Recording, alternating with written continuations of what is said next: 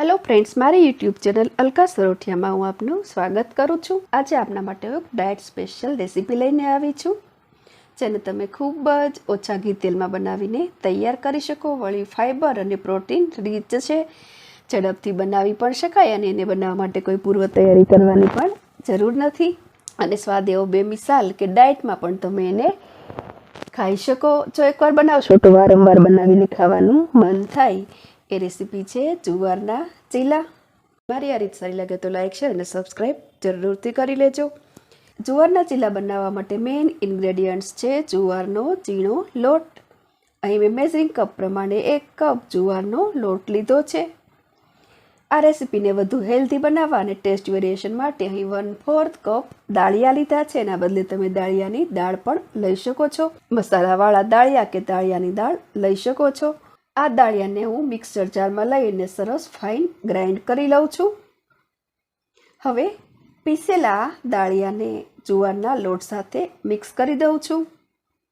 આ ચીલાને ખૂબ જ સ્વાદિષ્ટ બનાવવા માટે એમાં મસાલા કરીશું। મસાલામાં સૌપ્રથમ એડ કરું છું ટીસ્પૂન કે સ્વાદ પ્રમાણે મીઠું, 1/2 ટીસ્પૂન હળદર, 1/4 ટીસ્પૂન હિંગ, 1 ટીસ્પૂન ધાણા જીરું, 1/4 ટીસ્પૂન અજમા, 1 ટીસ્પૂન જેટલો મરી પાવડર। આ બધું જ સારી રીતે મિક્સ કરીશું।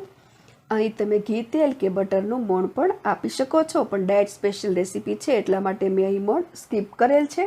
અહીં લોટ અને મસાલા બધું સારી રીતે મિક્સ થતાં જ એડ કરું છું અડધો કપ જેટલા લીલા ધાણા, અડધો કપ ઝીણા કાપેલા પાલક, ગાજર, કેપ્સિકમ અને કાકડી બધું મેં સાથે ચોપ કરી લીધું છે, જે 1 કપ જેટલું એડ કરું છું। અડધો કપ જેટલું ટમેટું।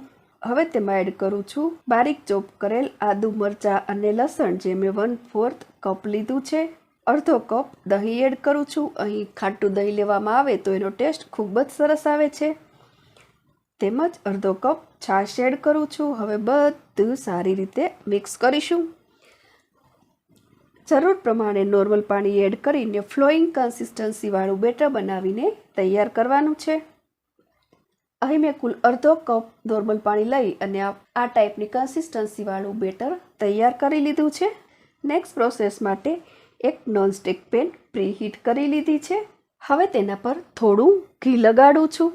ચમચો ફરી અને બેટર સ્પ્રેડ કરું છું। ચીલા એક સરખા અને એક ધારા બને એના માટે વાટકી કે ચમચાનું માપ સેટ કરી લેવાનું છે। હવે તેના પર થોડું ઘી લગાડું છું। સ્પેચ્યુલાની મદદથી કિનારીઓ પેનથી દૂર કરીશું। આ પ્રોસેસ ખૂબ જ કેરફુલી કરવાની છે, કેમ કે અહીં આપણે વેજીટેબલ્સનું ચડિયાતું પ્રમાણ લીધું છે, જેથી સાઈડ ચેન્જ કરતી વખતે આ ચીલા તૂટવાની પૂરી શક્યતા છે। તૂટે નહીં એ વાતનું બરાબર ધ્યાન રાખીશું। આ રીતે ચીલા ઇઝીલી મૂવ થાય પેનમાં ત્યારે તેની સાઈડ કેરફુલી બદલીશું।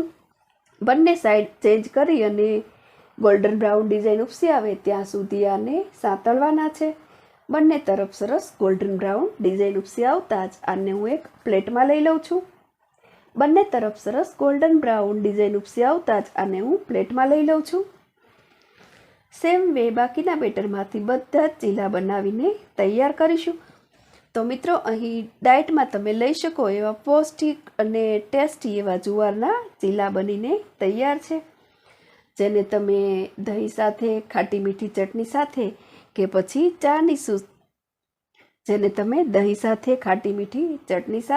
પછી ચાની ચૂસકી સાથે એન્જોય કરી શકો છો।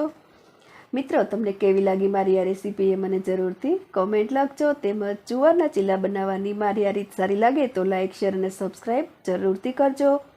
એક નવી રેસીપી સાથે ફરી મળીશું। Thank you for watching.